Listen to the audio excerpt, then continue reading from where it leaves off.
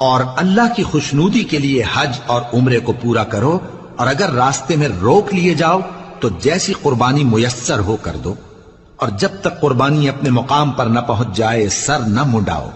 اور اگر کوئی تم میں بیمار ہو یا اس کے سر میں کسی طرح کی تکلیف ہو تو اگر وہ سر منڈا لے تو اس کے بدلے روزے رکھے یا صدقہ دے یا قربانی کرے۔ پھر جب تکلیف دور ہو کر تم مطمئن ہو جاؤ تو جو تم میں حج کے وقت تک عمرے سے فائدہ اٹھانا چاہے وہ جیسی قربانی میسر ہو کرے، اور جس کو قربانی نہ ملے وہ 3 روزے ایام حج میں رکھے اور 7 جب واپس ہو، یہ پورے 10 ہوئے۔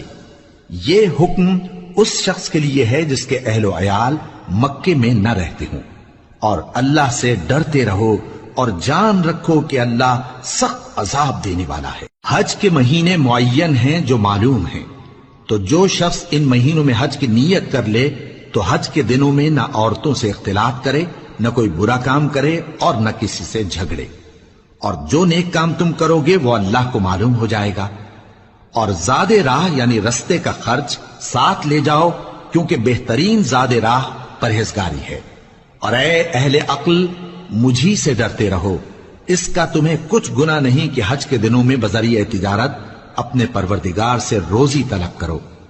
اور جب عرفات سے واپس ہونے لگو تو مشعر حرام یعنی مزدلفہ میں اللہ کا ذکر کرو، اور اس طرح ذکر کرو جس طرح اس نے تم کو سکھایا، اور اس سے پیشتر تم لوگ ان طریقوں سے محض ناواقف تھے۔ پھر جہاں سے اور لوگ واپس ہوں وہیں سے تم بھی واپس ہو، اور اللہ سے بخشش مانگو، بے شک اللہ بخشنے والا ہے، رحمت کرنے والا۔